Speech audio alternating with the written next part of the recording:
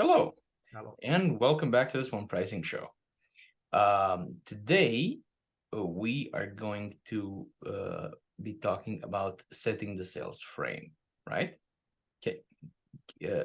Can you set the frame for this? Absolutely. It's a frameception. Go on. Yeah, frameception. Quite interesting topic is exactly as you are saying, framing the sales conversation and making proper foundation. What is often seen a problem in expertise-based business? People are adapting their approach, communication, and everything according to the inquiry they receive. For example, you receive a request for proposal and you're immediately jumping to the case, responding back. You want to be proactive, you want to be fast in response, giving value, giving information. It's kind of, it's okay, but also in the same time, not okay. Why? Because you're adapting your entire approach and leaning towards the somebody's expectations and how they set up the frame. We are not talking here about domination. Completely, we'll put that aside. The point is, you need to set up as a standard operating procedure, the approach, the communication channel, the positions, and the frame, how you want to be perceived and how you want to communicate with respectable prospects. So if somebody sends you an inquiry and sending the request for proposal, you won't be just sending them back the information with the proposal on 15 pages, additional intro video, and go through your proposal and similar. No, it's wrong. It's wrong on so many levels. The point is that you need to establish adequate elements of conversation. There are so many unknowns in that scenario. So the idea is that you invite people on the meeting, talk about the budget, set up the expectation frame, communication frame, and everything. And that you should be using and setting up as a foundation for any expertise-based business in terms of communication, the framing, and everything. And I see that a lot of expertise-based business are simply reacting ad hoc, case by case, and then in the same time, they're being very angry. We sent so much proposals, we haven't closed any of those deals. It's logical. It is completely logical. You're wasting your time, your energy, all the resources of your company for the promise of maybe. But if you set up the frame correctly, you would be focusing only on the real deal or the things which truly have the perspective and potential. So this is where we talk about the difference between the SWAN pricing and the duck pricing case, right? Because in what we call the duck pricing, which is the usual case, the commoditized service providing or product providing, right? The client has all of the choice because it doesn't really matter who they take. It's all the same. So, you have to be careful. You have to be, and also there's nothing much that you can provide beyond what they expect you to provide, right? And in that case, you have to scamper. You have to, if we're going to make a dating metaphor here, the approach that is popular that you described is the intuitive one, is to approach young lady and say, hey, would you maybe consider dancing or something sometimes, right? And although popular, it's most people who tried it know it's not really the best thing that you can do. It can work, but it's probably not going to, right?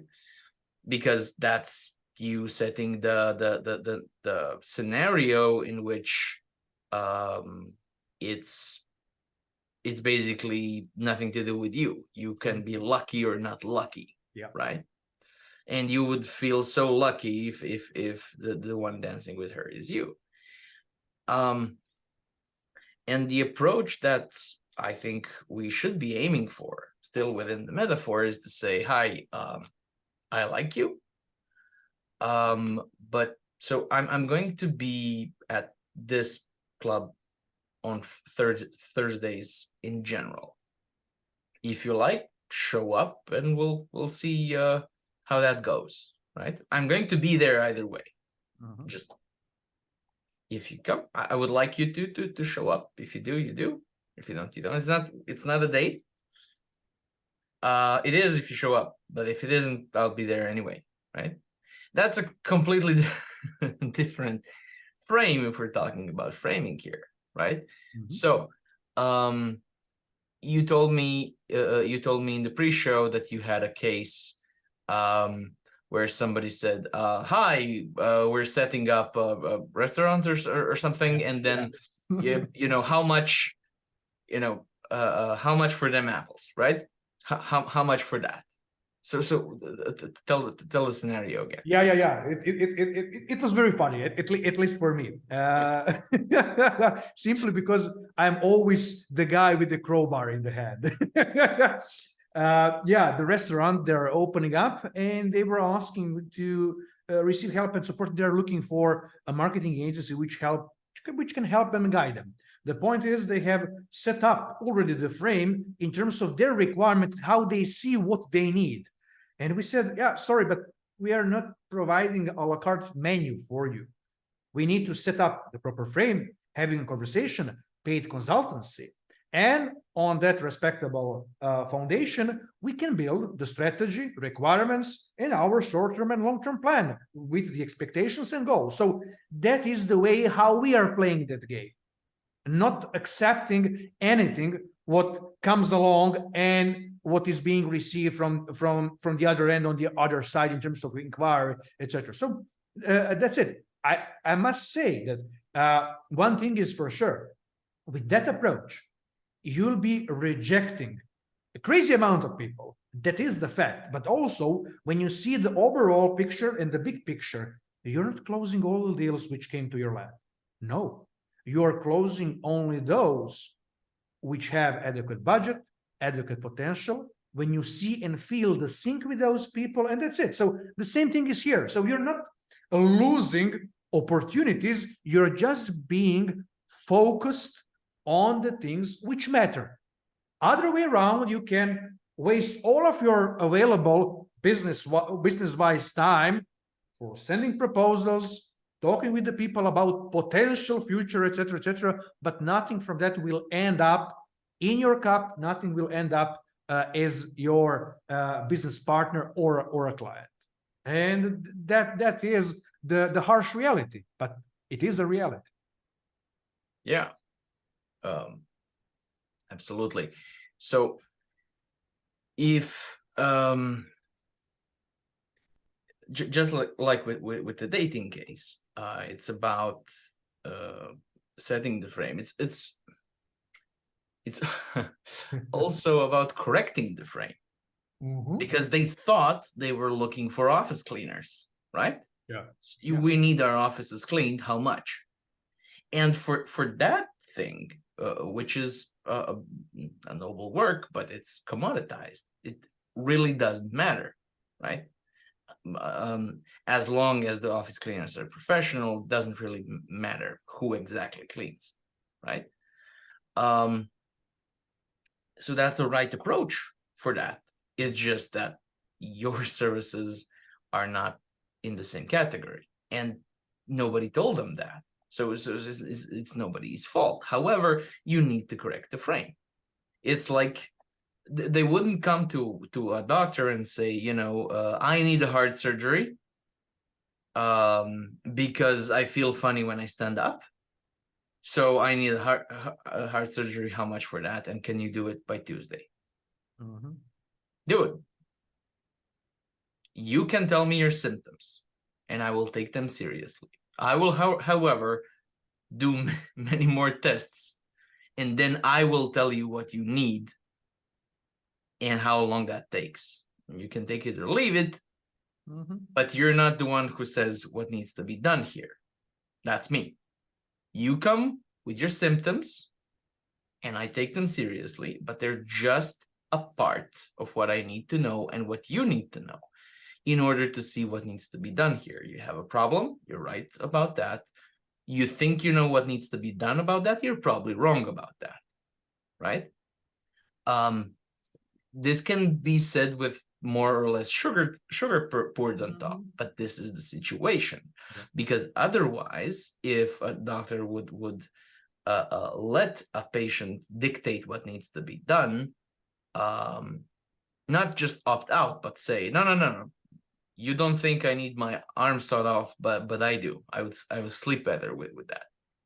No, that would be tragic, right? That would be criminal even.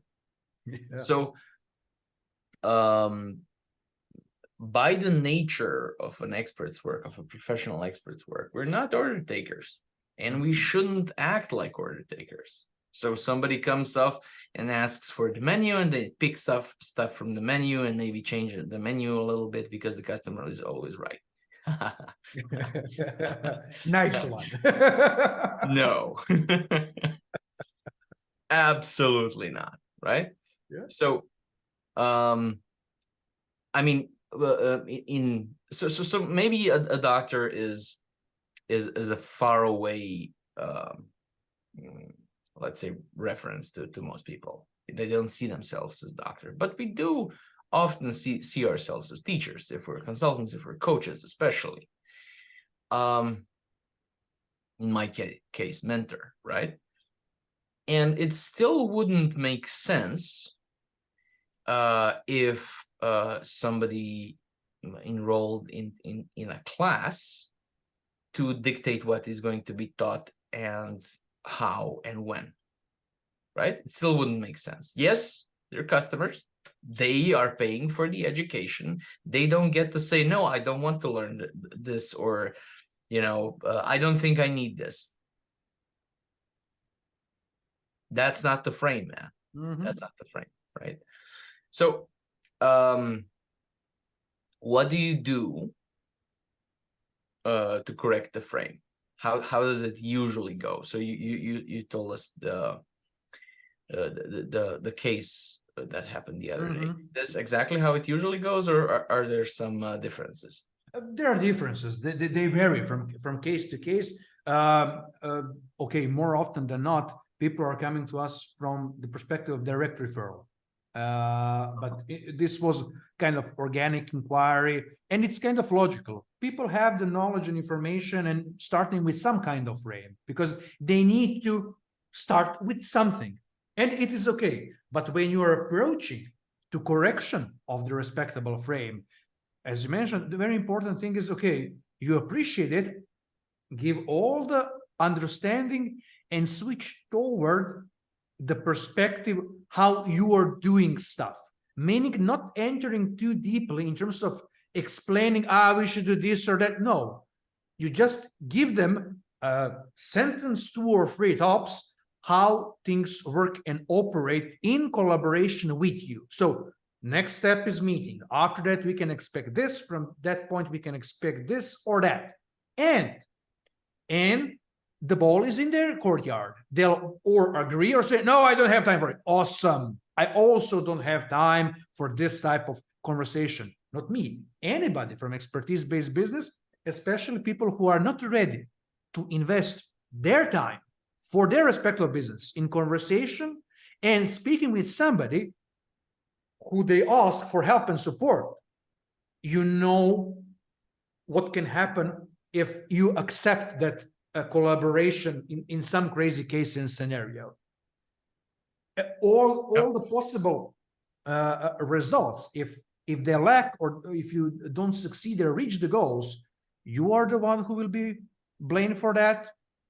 Not only for that, for many things, and it will be going downside and downstream easily. The point is, you don't want to engage with that sort of businesses overall.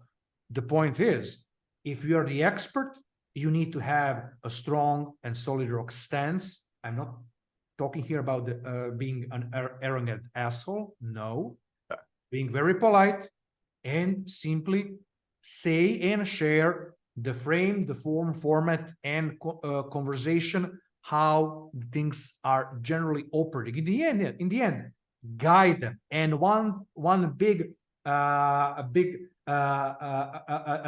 of that is the fact that people need guidance, even those who are having maybe more strict approach. I only need this or that.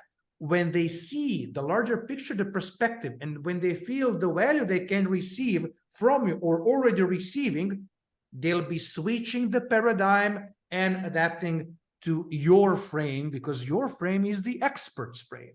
They're only as some person who knows something or heard something, but not more than that.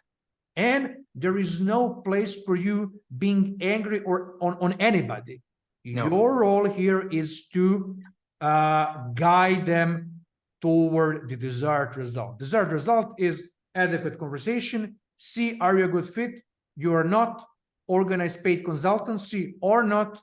Say thank you, bye-bye, or you enter deeper into collaboration and enter business cooperation, and that's it. I mean, nobody is saying that you know, you should slap your knee and say that's the stupidest thing that I have ever heard, right? Nobody is saying that.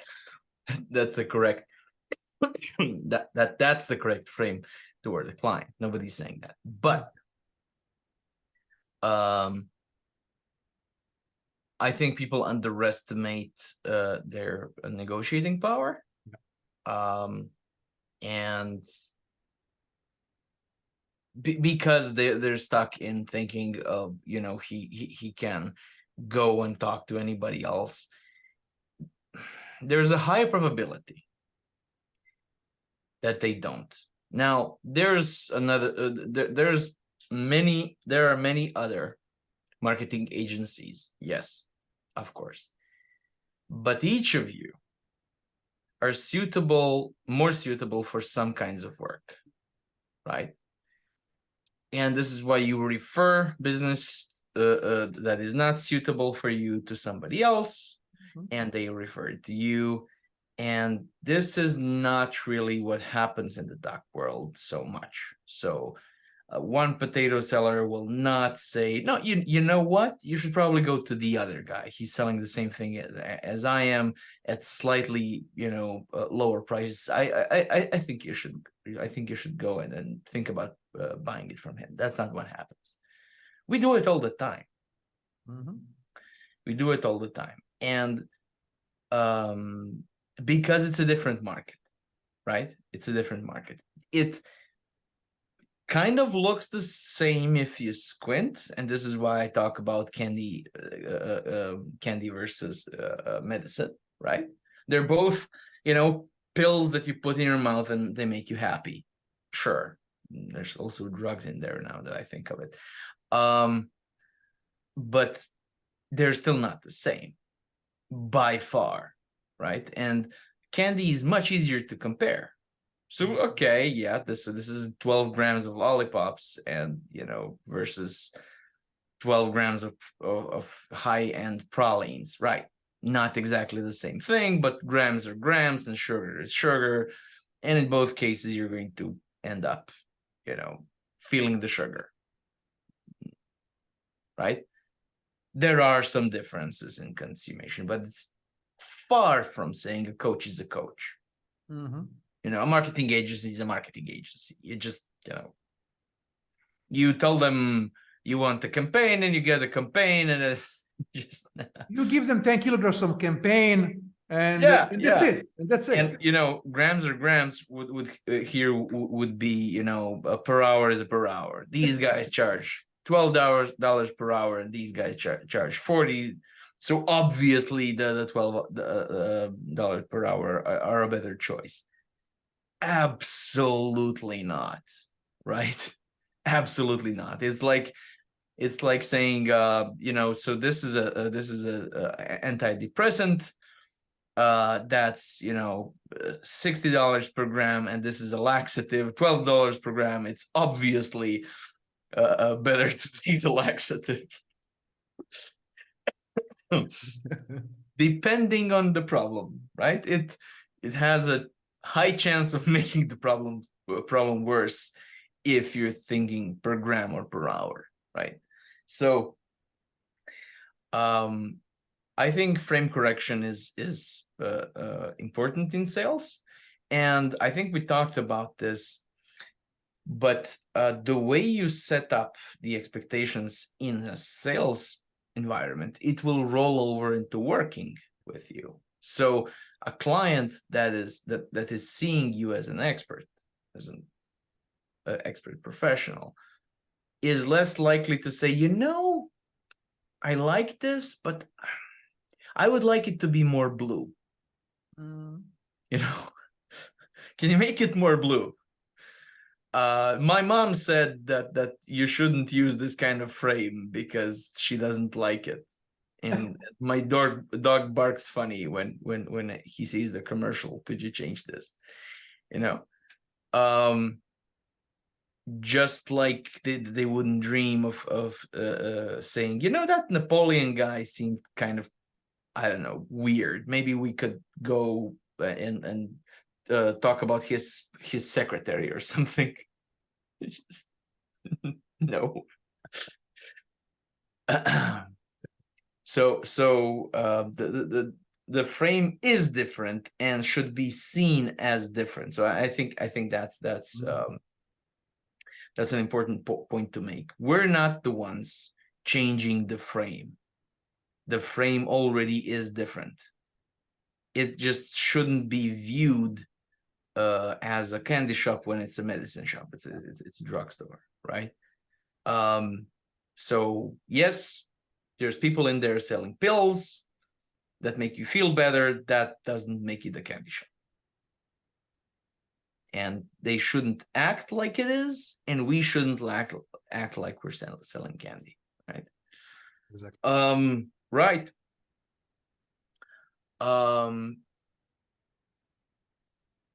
I think that's all I have to say about that. As far as yeah. We pretty much covered it adequately, as we plan, and that is important. Plans are always important. Cool. Where can people find you, Philip? People can find me on LinkedIn and also on my mentorship and coaching business website, philipzolota.com. People can find me on fearless-pricing.com, and of course LinkedIn, TikTok, YouTube, whatever. Cool. Right. Thank you very much. Thank you. And see you next time on the SWAN Pricing Show. Yeah. See you. Bye-bye.